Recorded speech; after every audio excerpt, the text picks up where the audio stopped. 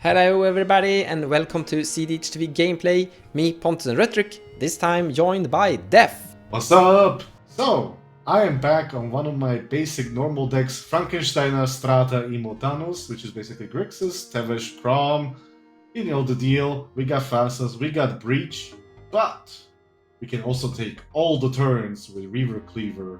I'm playing Omnath, locus of all, basically. It came second in a tournament, so I kind of wanted to try it out. It's been a while since I actually played this thing. It's a kind of strange all-colored card draw commander, because it just basically draws a card each turn. You're not really tricking the triple mana thing in any shape or form. It's just a pretty all-around 5-color good stuff deck in general. Me, I'm playing my pet deck, or a deck I haven't played in a while, the Shape of Water, or Woe Storm. Basically, it's Alena and Thrasios. We are seeking to generate infinite mana through a variety of ways, and we also have some loops with Temur Sabertooth, Dockside, and some cool stuff with Displacer Kitten, and maybe a Tali if we can get there. So I was recently in Germany for a tournament, and there I had a person be disappointed in that I didn't bring Heliod to the tournament, which I wouldn't do, but I will play it here. So you're welcome. Let's draw starting 7. This hand is really good. I wish I was playing a better deck with this hand, but this hand is very good. Turn 1 fish into this pod. Rhetoric probably wouldn't feed fish. He could, but I wouldn't hard count on it. But both Mons and Death, I would kind of assume to give him at least a card for the fish. We do have the extra mana for interaction if we want it, or like a top deck tutor if we draw one of those. Our game plan could be pretty slow post turn 1 if we're unlucky with the fish, or if the fish doesn't get fed, but we have the mana to keep it up anyways. And we have a turn 2 Spellskite, I guess, which is good to have down for when we want to cast Heliod. We also have the cute thing where we have a fish early, then we let it die, cast Heliod, get it back, which is a cute plane. And then we have both Relic of Legends and Asura's Cornucopia which are good once we have Heliod in play and flipped him. So it could be better, but it's actually really good for 7, and just turn 1 fish with mana is usually good enough. So let's see if the fish gets fed. Well, this first 7, we don't have any mana at all. We have things to get mana dorks and stuff like that, but we don't have any lands. So no, let's move on. Boo. Cool stuff. No lands. Where are they? Did I forget those today? I don't know. Let's go to 6. Well, we could get out Thrasios on turn 1, which would put on Fierce Guardianship, but really nothing else. I mean, there's Basalt Monolith, but we're kind of just sitting back and waiting, so I'll go to 5, whatever. Okay, so I don't want to go any further down. Ragavan on turn 1 is not bad. I mean, I think that besides Kraum and Tevesh, it's a slightly slower pod. So these are all more expensive commanders, including mine. So I think we can afford to go ahead and pitch some of these. I mean, Phyrexian Dreadnought on board it will sit in my hand for a little bit, but I don't know. I think it's still tempting to keep. I could probably just pitch. I guess I could pitch that too, but I mean, that's just a lot of mana I could get if I could get out Alena. However, I don't think I'm anywhere near getting there, so I'm tempted to go ahead and throw that away as well as scale up for that reason. Although Displacer Kitten might be dead right now in my hand unless I get something else. These are kind of like 2 half combos that aren't related to each other, so it's sort of what do you do with it? Scale up could be interesting later on. So yeah, I think we're going to go ahead and pitch Phyrexian Dreadnought, and we're going to pitch scale up. Take it away. Well, we can go for Tevesh on turn 1, with Fierce Guardianship backup, and then we have Toxic Deluge, blow up everything. Yeah, I'm just gonna keep this and then draw a lot of things. Why not? This hand is actually pretty interesting, but it is honestly lacking just one land, or let's just say a Heuristic Study or a Mana Crypt. So with an Imperial Seal we can tutor Mana Crypt or Heuristic Study on top of our deck, but we can't really do much from it. We could play Draenei Magus Dreftrite Shaman turn 1 in the pass, and then next turn do something with it, but it's still a little bit slow. This being the first 7 means that we can probably dig for something better. Like Besiege Demir is a little bit expensive, we're not really gonna reach there. And I would probably like to swap out Silence too, because I'm not planning to win with this hand that fast. So we can dig better. Let's see. We have a Phantasmal Image, and that's pretty much it. Are we playing as any commanders we want to image? Kraum is kind of good to image, but it's really rare that you see Kraum coming into play. Thrasios is not something you want to image. On this other hand, this hand has a lot of mana. but I don't recommend that either. Heliod is definitely not something we want to Fimage. So Fimage doesn't really do much this game. It's gonna be a dockside and then use that to get our commander to play, but that isn't a great dockside use. So let's go to 6. I like this. Necropotence, turn 2, with a Deathrite Shaman turn 1, and a Force of Negation as well. Yeah, I'm keeping this. So we don't need 3 lands. We're gonna need the bad lands. We don't need white here. So Savannah, or do we bottom the Lotus Petal? This hand doesn't need Lotus Petal. Well, with Lotus Petal we could get Commander into play actually. So you know what? We're gonna move the Savannah to the bottom of the library. And this is the hand we're gonna start with. We can cast our Commander and we can turn to Necropotence. So it should work out. Draw for turn. Land for turn will be a Mana Confluence. I'll cast a Mox Diamond, pitching a Tundra. Tap 2 for a Arcane Signet. Tap Signet for a Mystic Remora. Fish resolves, and I will pass turn. Draw a card. Land for turn is a Misty Rainforest. Tap it and fetch. Fetched up a Volcanic Island. I'll tap this. Cast a Ragavan. Ragavan resolves. I'll pass turn. Play Ancient Tomb. Cast Jeweled Lotus, not pay for fish. Lose 2 life. Ancient Tomb. Jeweled Lotus gone. Cast Tevesh, Doom of Fools, not pay for fish. Add 2 tokens of Thralls by upticking Tevesh. Draw a card. Play this Marsh Flats and sacrifice that to find a scrub land that we're gonna tap to cast the Deathrite Shaman. He's a friend of death. And then I pass. In my upkeep, I will have a fish trigger, and I will tap 1 to keep fish around for a little bit. Then I'll draw. I'll be a little sad. I'll take 1 damage, and also an additional 1 for tapping Mana Confluence last turn. And for 2 mana, I will cast a Spellskate. And with Spellskate in play, I'll pass my turn. Untap and draw. Land for turn is a Gemstone Caverns. I will move to combat, and because you have Spellskite, and because there's 2 Thralls, where death is, I will attack Mons with Ragavan. I will take 2 and exile a Mana Drain into your Ragavan. Alright, so I made a token treasure. I will then tap these 3 for a Rhystic Study. Not paying for fish. How about a Fierce Guardianship for that Rhystic Study without paying for the Remora? Yep, nothing to say about that. Countered. And I pass turn. I will untap, upkeep, draw for turn, play Training Center. As my land for turn, uptick Tevesh, make 2 more Thralls. So I have 4 tokens. And I'll just pass turn. Is he not drawing cards? Is he actually going for the ultimate? Draw a card. Bad land, land drop. 1, 2, tap Deathrite Shaman. I will exile your land, your Misty Rainforest, Redrick, to make another black.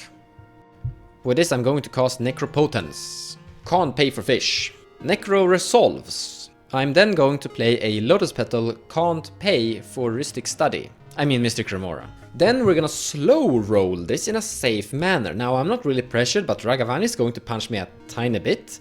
So I'm going to pay 5 life into Necro, drawing up to 8 cards. 1, 2, 3, 4, 5. Discarding this Scalding Tarn. Actually, this is gonna be our 7. We have a land drop. Actually, we don't really need a land drop because we're gonna Necro quite heavily and try to win on an end step next turn.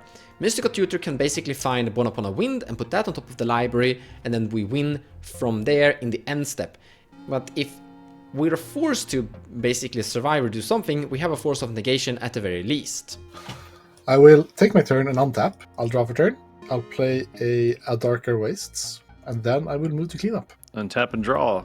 I will move to combat, and I will send Ragavan at Mons once again. I'll take 2 and flip a Mental Misstep for you. You're just taking my counter spells here. I'm going to pass. Until upkeep, draw for turn. That's cool. Bloodstained Mire. I would like to pay a life and fetch.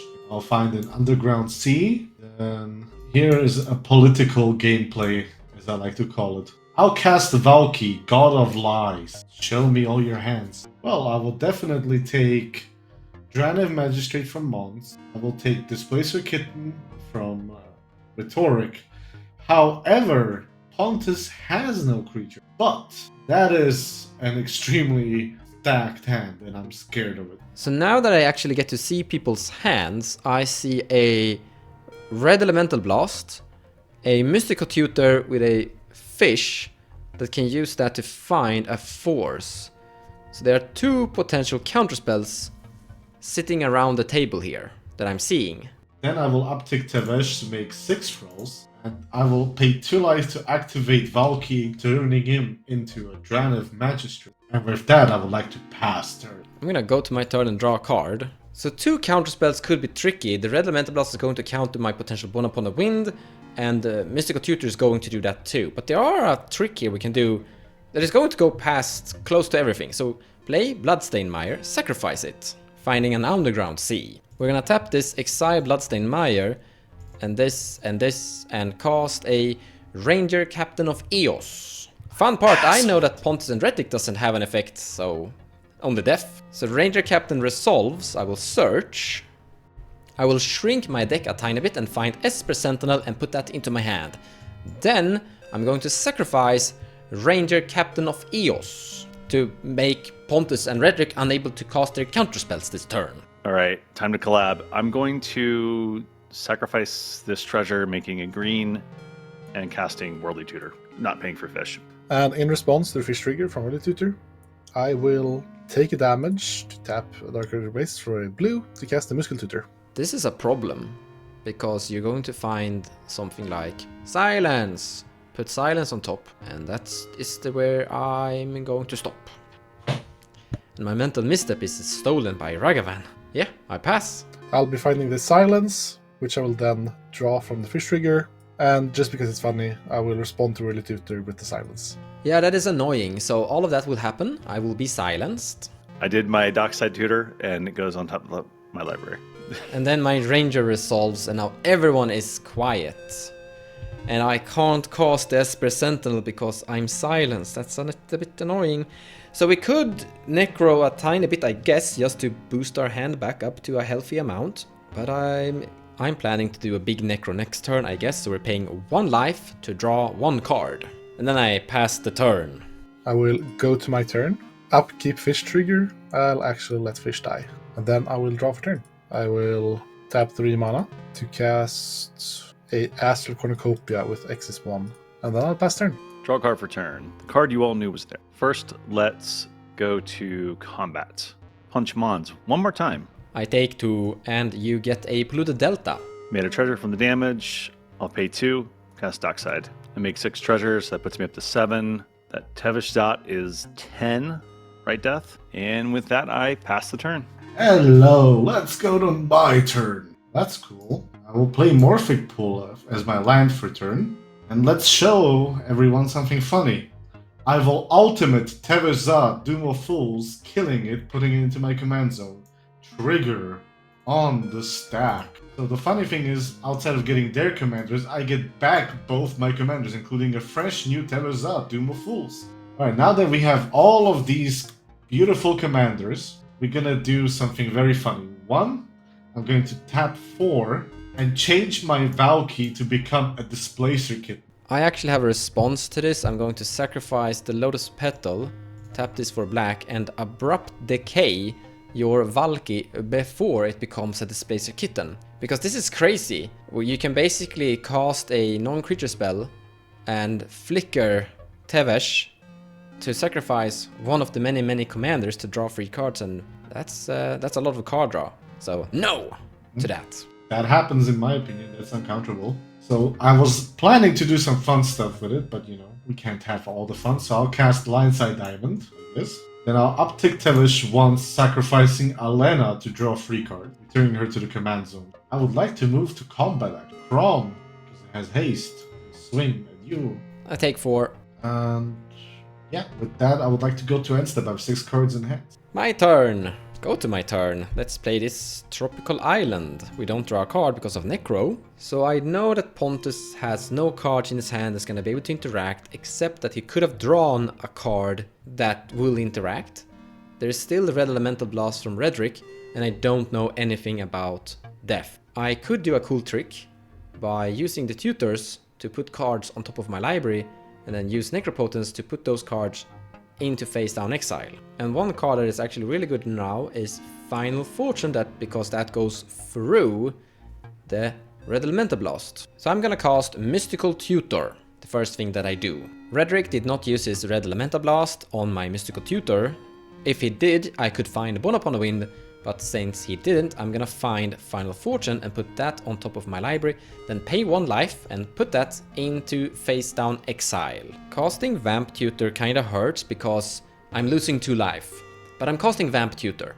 Kind of the same trick here, except that this time they don't get to know what the card it is. Kraum gets to draw a card. I will find this card right here, they don't get to see it, put it on top of my library, then pay 1 life, sending it into face down exile. And then I would like to pay 18 life to basically draw a really big portion of my deck. 1, 2, 3, 4, 5, 6, 7, 8, 9, 10, 11, 12, 13, 14, 15, 16, 17, 18. There we go. And then to play around potential Red Elemental Blast, I'm going to use Deathrite Shaman, steal someone's land in a graveyard to get 2 red to cast Final Fortune. Cast this spell, targeting Final Fortune. Vamp Tutor was great, so I will respond with a Fluster Storm. And the one who laughs last has the greatest laughter. Flusterstorm beats the spell and Final Fortune resolves. Discarding to hand size, sculpting a great 7, all of those cards goes to exile. They don't go to grave. And then I will go to my next turn, untap everything and don't draw for the turn. Start off by playing a Forbidden Orchard, land drop. I will start off by casting a Grand Abolisher. Pontus, you can have a 1/1. After Grand Abolisher resolves, protecting me during my turn, I'm going to follow up with an Underworld Breach, removing a land from Pontus' graveyard. Kraum gets to draw a card though, but there's a Grand Abolisher in play. Now there are of course Otovaras and things like that, but we should be fine. I'm going to Fuel Storm by casting Lotus Petal, exiling a few cards from my graveyard. Sacrificing it, tapping this, casting a Brain Freeze. Storm count is Grand Abolisher, Underworld Breach, Lotus Petal, and then Brain Freeze, milling myself for a total of 12. From here I have the complete Underworld Breach, Lion's Diamond, and Brain Freeze. I actually didn't really need Lion's Diamond there, because I did have a Lotus Petal, but I did flip into an Lion's Diamond with my Brain Freeze. So from here I can mill myself out with protection from the Grand Abolisher, and then use Fastest Oracle to win the match. GG! I win! So Necropotence is a really cool card that lets you win through some various tricks here and there. I didn't actually think I was gonna get there, because there was so much like turns in the circle where Necro just had to sit there and do nothing, as Silence interrupted me and more. I also took some damage. Didn't really matter though, because I was able to hit Underworld Breach there. Very happy about that. And Grand Abolisher to get it to protect me even further. Honestly, I really like Necropotence. I think it's a really strong card. Going down to 1 life, living on the edge. One thing that helped me out, in my opinion, was Valky revealing information, because I could start to play around different things. If I didn't see the Red Elemental Blast from Redrick, I probably would have gone for Born Upon the Wind on an autopilot, being stupid.